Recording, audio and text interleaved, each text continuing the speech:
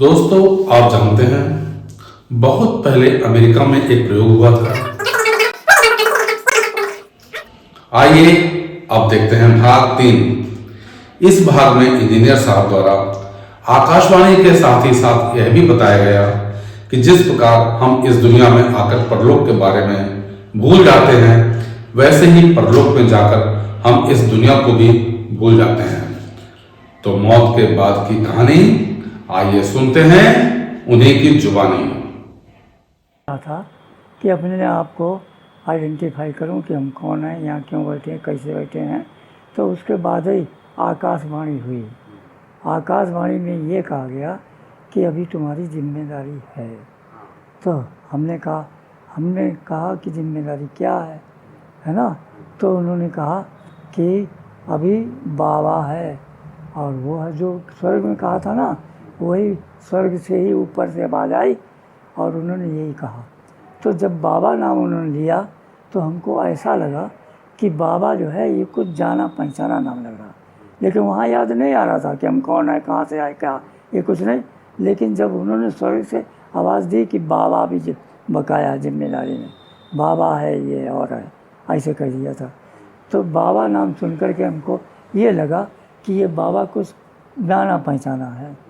तो हम अब ये सोचने लगे कि ये जाना पहचाना क्यों लग रहा, आखिर बाबा को हम जानते नहीं, पहचानते नहीं, कुछ भी नहीं है, तो ये जाना पहचाना क्यों लग रहा।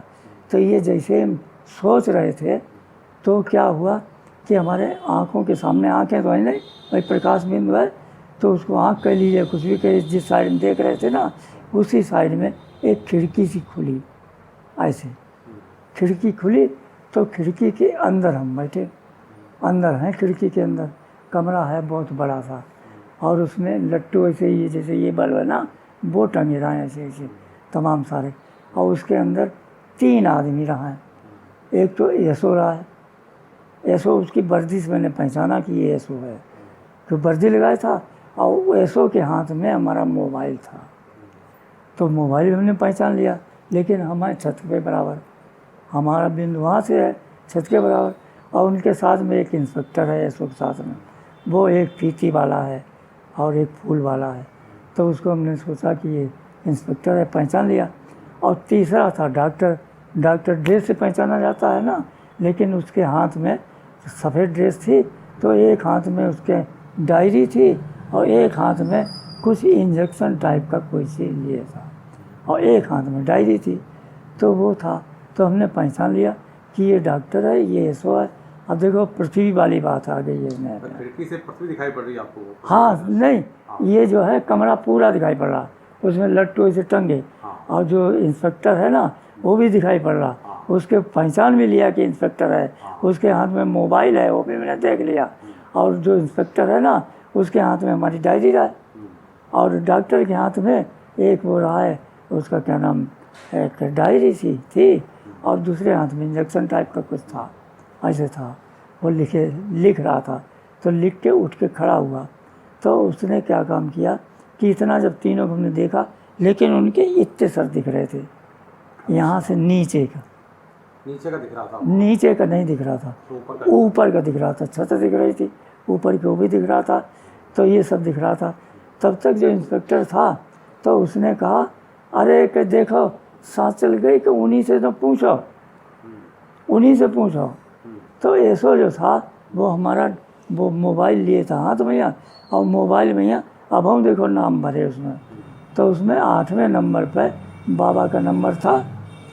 तो ऐसो ने क्या काम करा, हमारी तरफ बढ़ा, हमारी तरफ, और हम ऐसे हैं, तो उसने कुछ ऊपर मुंह भी उठाया और हमारी तरफ इंगित हुआ, और ये पूछने के विचार से कुछ ये सर उठा करके और पूछने में लगा।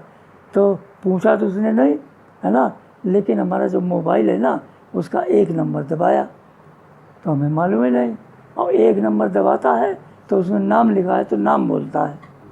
तो 1 नंबर पे हमें नहीं पता, वो नहीं बोले, दूसरे नंबर में नहीं बोले, तीसरे नंबर में नहीं, और नाम सबके बताता जा रहा यशो जो है। तो इस तरह से जब 8वें नंबर पर पहुँचे तब उसने कहा बाबा, और जो उसने बाबा कहा तो हमारे दिमाग में एकदम आ गया कि बाबा, अरे बाबा तो हमारा लड़के का नाम है। तो हम इंस्पेक्टर उनसे एसओ से ये कहना चाह रहे हैं कि इसी को डायल करो। तो हम तो प्रकाश बिंदु के रूप में, तो हमारे और एसओ के बीच में दायां हाथ जो है ना वो आ गया, ऐसे उंगली करे और ऐसे ऐसे कर रहे। तो एसओ जो था ना उसने हमारी उंगली देखी और फिर उसने चट से मारा, अब हम गायब, एसओ भी गायब, सब कुछ गायब। आपके प्रकाश बिंदु से हाथ निकला और वो उंगली उस पर गई? हाँ, उस पर ऐसे से गई, उस पर नहीं गई। हाँ। हमारे और एसओ के बीच में, एसओ हमारी तरफ देख रहा था। अच्छा। हाथ जैसे उसने देखा तो वो उंगली ऐसे ऐसे कर रही थी, तो वो समझ गया, तो वो ने वही पॉइंट जो है ना उसमें मोबाइल में दबा दिया। अब जैसे दबा दिया तो हम भी गायब और सब कुछ गायब, कुछ भी नहीं रहा। अब हम बेहोश हो गए। मतलब उस टाइम आप शरीर में आए कुछ देर के लिए? उस समय जो आए नहीं, उस समय बाद शरीर में ही रहे। अच्छा, कुछ समय शरीर में रहे आप वहाँ पर इतनी देर रहे जितनी देर उन्होंने बनाया। उसके बाद में हम बेहोश हो गए। हमें क्या पता कि हमारा शरीर यहाँ पड़ा है कि नहीं पड़ा, उसके बाद हमें कुछ पता ही नहीं है। तो ऐसा हुआ कि वहाँ पर अब उन्होंने करीब करीब बाबा को फ़ोन किया होगा, और वो जो अस्पताल था उसका बाद में जब हम ठीक ठाक हो गए तो उस अस्पताल की रिपोर्ट हमने पढ़ी थी, तो उसमें गुड होप हॉस्पिटल लिखा था, और उसमें ये लिखा था कि ब्रेन हेमरेज और चेस्ट हेमरेज ये कठिन है, इसके लिए ट्रामा में ट्रांसफ़र किया जा रहा है। तो गुड होप जो है ना हॉस्पिटल, वो पोस्टमार्टम हाउस में जब जाते हैं ना तो लाश अंदर करने के पहले उसका नॉमेनक्लेचर और उसका आइडेंटिफिकेशन, नाम पता जो बकाया रह जाता है वो भी लिखा जाता है। तो वो होता है गुड होप। तो हमें तो मालूम है कि मर्चरी के बाहर वाला कमरा है। अब उसके बाद में अगर हमारी लाश अंदर पहुंच जाए तो भैया चीर फाड़ डालें, क्योंकि जल्दी थी ना। जल्दी इसलिए थी कि जो वो ट्रक वाला था जिससे टकराया था वो 1 लाख रुपया दे रहा था उसको, है ना, कि इनका कुछ करो ना। हम 1 लाख रुपया इन्हें दे दी, लेकिन रिपोर्ट ना करो, इसको बचा दो। तो ये बात थी। तो इस वजह से हमें उसके बाद कुछ भी पता नहीं। फिर कब हुआ, करीब करीब 8:30 बजे बाबा आया। तो बाबा आया, अब हमारी लाश तो पड़ी होगी वहीं। तो बाबा आया, सत्या आई गाड़ी लेकर के, दोनों आए, कुछ लड़ते हुए कुछ गुस्सा में आपस में इनकी नाचाकी हो रही थी, लेकिन हमें नहीं मालूम कहाँ क्या हो रहा। हमें सिर्फ इतना मालूम है कि सत्या ने कहा कि तुमको जब उठा करके गाड़ी में लादा है तो तुमने कुछ सहायता की थी, कुछ उठने में जरा मराज ताकत लगाई थी, उसके अलावा हमको नहीं पता। फिर उसके बाद में 8:30 बजे 9 बजे करीब करीब ट्रामा में पहुँचे। तो जो ड्राइवर था हमारा ठेकेदार, उसके चोट लगी थी, उसकी हंसली टूटी थी, है ना, और वो भी बेहोश था। लेकिन ट्रामा में जाकर उसको वो निकाल दिया कि ये भर्ती लायक नहीं है, और उसके जैसे करके उसको हमें भर्ती कर लिया, और हमारे ऊपर रिसर्च चलने लगी। तो डॉक्टर, वो जो डायरेक्टर हैं वो, और असिस्टेंट डायरेक्टर हैं वो, और एक RP यादव, हमें तो बाद में लोगों को पता चला, वो समझ हमें होता ही नहीं। तो उन लोगों ने हमको रखा वो उसमें और ले गए। तो ले करके वो सजाया गया सब कुछ, ऑपरेशन थिएटर वगैरह सजाया गया होगा। तो ऑपरेशन थिएटर में OT में लेके गए। तो उस समय 12 बजे थी। क्या आप ये सब देख रहे थे ऊपर से? नहीं, हम कुछ नहीं देख रहे थे, हम बेहोश हैं। बाद में पता लगा? बाद में पता चला। इतना हमको याद है कि जब हम OT में रखा गया बेड पर, तो और सब OT सब साफ़ सुथरी करके ऑपरेशन के लिए तैयार हुए, तो हमको ये लगा कि हमारे सिरहाने कोई औरत खड़ी है, लड़की, और वो रो रही है, और वो ये कह रही है, हाय मेरे दादा कोई बचा ले। और वो लड़की, वो जो ठेकेदार था ना, उसकी पत्नी रहा है। तो उसे तो उसमें से निकाल दिया था ड्रेसिंग करके, और ये वहीं बनी रही। तो ये वहाँ पे हमारे सिरहाने खड़े होकर के और यही कह रही थी, आए हमारे सब वो दादा कोई बचा ले। तो उसके आंसू जो हैं वो यहाँ टप टप गिरे। तो इतना तो आभास हुआ कि कोई लड़की हमारे पास ये कह रही है। इस कौन था वो, ये नहीं पता लगा? ठेकेदार की बीवी थी। हाँ, ठेकेदार को तो भर्ती किया नहीं, वो सबको लेके आई थी। तो ठेकेदार को भर्ती किया नहीं, तो हमें भर्ती किया, हमारे ऊपर ऑपरेशन हो रहा। तो वो रो रही थी खड़े खड़े, यही कह रही थी कि हाय कोई हमारे दादा को बचा ले। तो उसके 2 आंसू जो है यहाँ पर गिरे। इतना तो अनुभव हुआ। उसके बाद में हमको कुछ अनुभव नहीं हुआ। उसके बाद में उन्होंने ये जो है ना ये ब्रेन अब 3 बजे 3:30 बजे का आप देखिए कि 3:30 बजे से लेके 12 बजे तक का घंटा हुए। इतने घंटा ये ब्रेन जो है ऐसे खुला रहा, बिल्कुल ऐसे। ये अभों दाग है, ये खुलने का जोड़ है, ये अभों जोड़ है। तो ये जो है खुल गया और खुला पड़ा रहा। इसको ऑक्सीजन नहीं मिली। जब फेफड़ा फट गए हैं तो ऑक्सीजन कहाँ से आए? और फेफड़ा हार्ट नहीं चल रहा, इतनी देर हार्ट भी तो नहीं चल रहा। वो बाई द वे सांस आ गई थी, क्योंकि इस फेफड़े में ऊपरी खरोच था, चले भी नहीं रहा था कि। और ये इसके चिथड़े उड़ गए थे यहाँ से, इसके इतना मोटा घुस गया था। पसलियों के 3-3 टुकड़े हुए और एक टुकड़ा जो है मुड़ करके और फेफड़ों में घुस गया, तो फेफड़े फाड़ दिए उसने। तो ये आलम है। अब ये पसलियाँ जो है ना 2-3 ये ऊपर हैं, एक यहाँ जुड़ी, एक यहाँ जुड़ी, ये छेद है जहाँ से ऑपरेशन किया गया। तो ये सब है ना। तो इस तरह से वहाँ पर उस दिन गुजारा हुआ और वहाँ से सवेरे रहे, 2-3 दिन रहे। 2-3 दिन के बाद में होली आई। 19 तारीख होली थी और ये वाक़या है 11 तारीख का, 11 मार्च सन 11 का। और 19 तारीख को होली थी। तो 19 तारीख के पहले कुछ कुछ होश आने लगा था।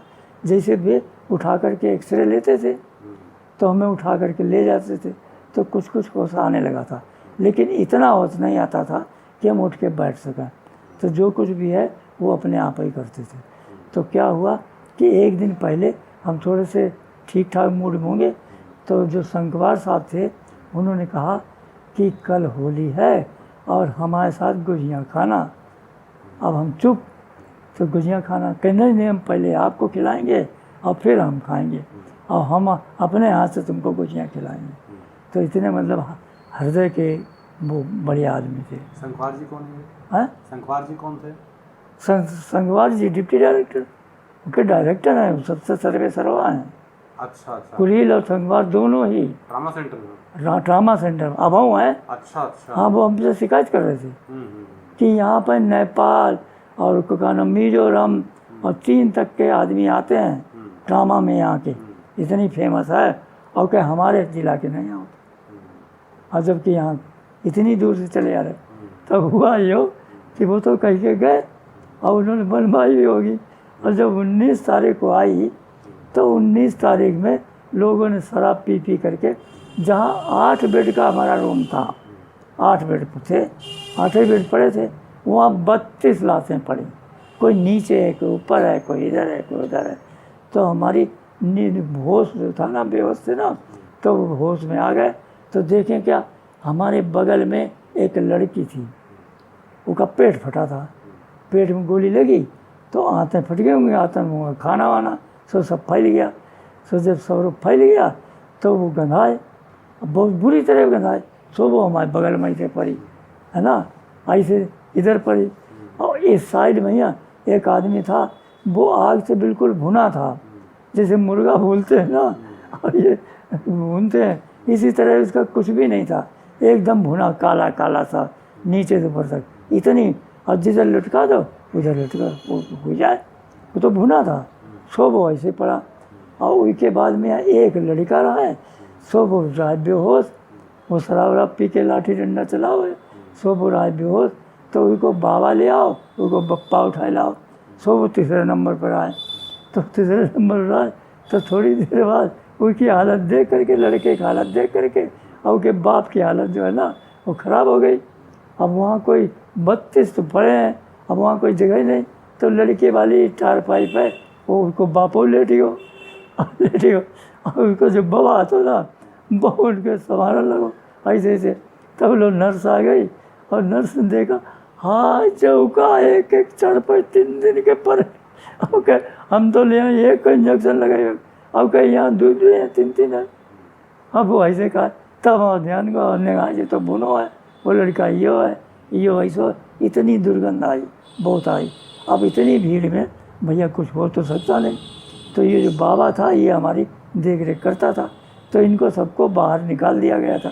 तो ऐसे खिड़की रहा, खिड़की से जो झांक है अंदर घुसने का आदेश नहीं है, खिड़की से ऐसे ही झाँका।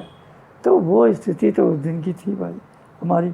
उसके बाद में फिर होश आने लगा और उसके 23 तारीख को हमको वहाँ से वो डिस्चार्ज कर दिया। जब देखा, जब ये सिल गया, ये जब उखाड़ा है, तो हमने टटोला के एक दिन पहले, जब ये बता रहे होली के पहले, तो एक दिन वो ड्रेसिंग करने आया, तो ये यहाँ पे हमने टटोल के देखा कि आखिरकार हुआ क्या। तो इतना मोटा जो गुल्ला सा है ना पाइप, वो यहाँ घुसा था और उसको ऐसे ऐसे लपेट रखा था उसे कपड़े वपड़े से, है ना, और ऊपर मूठ ऐसी थी जैसे चाकू की मूठ होती है। तो हम सोचे, ऐसे टटोले देखा तो हम सोचे कि किसी ने हमारे चाकू घूस दिया है ना, चाकू घूस दिया। तो टटोले हमको यही आवाज़ हुआ कि चाकू घूस दिया, है ना। तो ऐसे ऐसे फिर उसने करीब करीब 23 तारीख तक तो हमको थोड़ा थोड़ा होश रहा है। उठ बैठ नहीं पाते थे, न पेशाब कर पाते थे, ये सब बांध दिया गया था। और वो खाना पीना तो हम करते ही नहीं, हमने आज तक किसी से टट्टी उठवाई नहीं। हाँ, नहीं खाए तो नहीं खाए। और वो विटामिन दे करके। अच्छा, जो ऑपरेशन है वो ऐसी स्थिति में हुआ कि ऑपरेशन करने के लिए उसने ब्लड टेस्ट किया डॉक्टर ने। तो ब्लड टेस्ट किया, तो ब्लड टेस्ट जब किया है उसके पहले ये छेद से उसने खून निकाला, जो इसमें स्टमक में भरा था, तो खून निकाला। इसमें से फेफड़ों से खून निकाला और कुछ खून जो है हमारे नाक से और कान से, मुंह से निकल के ऐसे चेहरे पे कपड़ों में फैला हुआ था। तो डॉक्टर, होश में थे आप इस समय तो होश में थे, लेकिन जब एक्सीडेंट हुआ तब की बातें हैं कि ये खून जो है ना कान से निकला था, नाक से निकला था, मुंह से निकला था और ऐसे सब में देह में फैला हुआ था। तो अंदाज़ ये लगा, अंदाज़ क्या, करीब 1.5 लीटर तो उसके का नाम फेफड़ों में निकला कैविटी में, और 1 लीटर ऊपर तो 2.5-3 लीटर तो होता ही है। हमारे जैसे आदमी को 2.5-3 लीटर होता है। तो जो थे, अब ये हुआ कि इसके खून तो है ही नहीं, अब क्या करें। और उन्होंने चीर दिया था ये। अब जब चीर दिया तो डॉक्टर भी घबरा गए कि अब क्या करें, चीर दें, अब इनके ग्रुप का खून भी नहीं मिलेगा। तो हमारे आसपास जो खड़े थे 6-7 जने, तो सबने अपना अपना खून हाथ बढ़ा दिया, हमारा निकाल लो। ये ड्राइवर था हमारा, वो भी बता दिया। लेकिन समस्या ये है कि खून का नमूना लें, फिर उसको टेस्ट करें, फिर उसको ग्रेडिंग करें, अगर मिलता जुलता है तो डाल सके, तो वैसे नहीं तो उसमें लग जाएगा टाइम। लेकिन ये तो उन्होंने खोल रखा, इतनी देर खुला रह नहीं सकता। तो डॉक्टर घबरा गया, दोनों बता रहे थे कि बहुत घबरा रहे थे।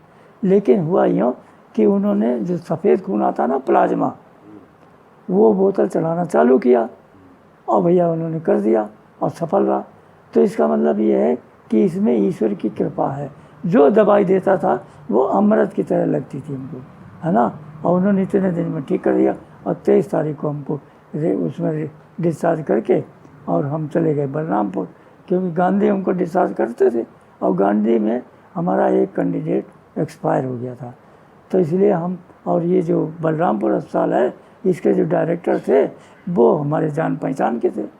तो आधी रात में हुन पहुंच गए, तो उन्होंने देखा, तुरंत हमको भर्ती किया, अच्छा सब हो दिया, सबको ट्रीटमेंट अच्छा हो गया।